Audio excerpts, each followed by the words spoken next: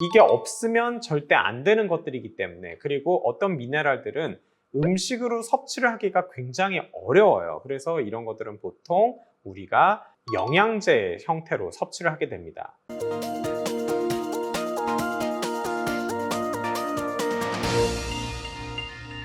안녕하십니까. 유방외과 전문의 이양민입니다.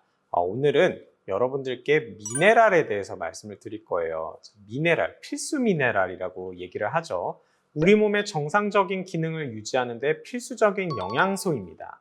하지만 일부 미네랄은 특정 암의 발생 및 진행에도 영향을 미칠 수 있다는 연구들이 있고, 또 유방암과 관련돼서도 연구들이 좀 나온 것들이 있어요. 그래서 오늘 유방암과 이 미네랄의 관계에 대해서 좀 말씀을 드릴 겁니다. 사실 실제적으로 여러분들이 그냥 미네랄, 유방암에 도움이 되냐라고 했을 때 유방암과 직접적인 연관은 있기 어렵다라고 생각을 하시면 됩니다. 하지만 이게 없으면 절대 안 되는 것들이기 때문에, 그리고 어떤 미네랄들은 음식으로 섭취를 하기가 굉장히 어려워요. 그래서 이런 것들은 보통 우리가 영양제 형태로 섭취를 하게 됩니다. 그래서 아연, 구리, 크롬, 망간, 셀렌 이런 것들은 우리가 종합 비타민제에 이제 많이 포함이 돼 있게 되고, 제가 만든 영양제도 물론 포함이 되어 있습니다. 이 하나하나 조금 살펴보면, 아연 같은 경우는 면역 시스템에서 굉장히 중요한 구성 요소죠. 그래서 면역세포의 성장과 기능에 아주 필수적입니다. 암 환자의 경우 면역력 저하가 흔하고, 아연 보충은 면역력 기능 향상에 도움을 줄 수도 있어요. 그래서 보통 아연을 섭취를 하도록 영양제에 넣는 거고요. 그리고 DNA 합성, 세포 분열, 단백질 합성 이런 것들도 중요한 역할을 하고, 또 항산화 작용도 어느 정도 하는 효과를 볼 수가 있습니다. 그래서 아연 같은 경우는 이제 많은 미네랄을 포함하고 있는 영양제에서 반드시 포함시키는 그런 미네랄이라고 볼 수 있겠습니다.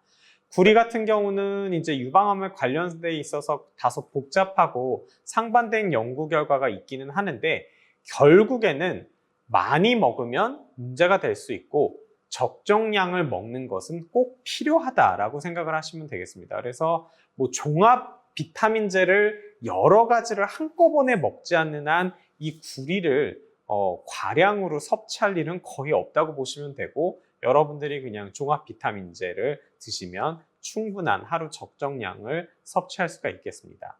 망간 같은 경우는 항산화 효소의 보조인자로서 이제 우리 항산화제의 효과를 나타낼 때 굉장히 중요한 역할을 한다고 보시면 되고, 탄수화물, 지방, 단백질 대사에도 또 어느 정도 영향을 미치고 있습니다. 그래서 이 망간이 부족한 경우에서는 많은 문제들이 생길 수가 있어요. 세포 합성이나 DNA 합성에 많은 문제가 생길 수 있어요. 그래서 그리고 최근 연구에서 삼중음성 유방암에서 이 망간이 굉장히 중요한 역할을 하고 종양의 성장을 억제하는 메커니즘이 연구되기도 했습니다. 그래서 망간이 삼중음성 유방암의 성장에 있어서 방해하는 그런 효과를 나타낼 수 있겠다, 이런 연구도 있습니다. 물론 이거는 이제 실험실 연구고 이걸 임상에 적용하기는 어렵지만, 어찌됐든 망간이 유방암에 도움이 될 수도 있어요. 크롬 같은 경우는 인슐린의 적용을 돕고 당 수치를 조절하는 데 중요한 역할을 하고, 항산화와 염증 기능에도 또 효과가 있을 가능성이 좀 있다, 이런 것들이 좀 있습니다. 그리고 셀레늄 같은 경우는 많이들 아실 거예요. 굉장히 강력한 항산화제 작용을 하면서 또 얘네들이 어떤 림프 부종에 있어서도 좀 도움을 주는 효과가 있을 수 있다라고 얘기를 하죠. 그래서 유방암 환자에서 겨드랑이 림프절 곽청소를 해서 림프 부종 발생 위험이 높거나, 이미 림프 부종이 발생한 환자에서는 이미 셀레늄을 처방받아서 많이들 드시고 계실 거예요. 교수님들이 처방해서. 그래서 그런 분들에 있어서 꼭 필요하고, 또 유방암의 재발이나 어떤 전이를 억제하는 효과도 있을 수 있다 하는 논문들도 있습니다. 물론 엄청 잘된 논문은 아니지만, 그래서 어찌됐든 이런 미네랄들은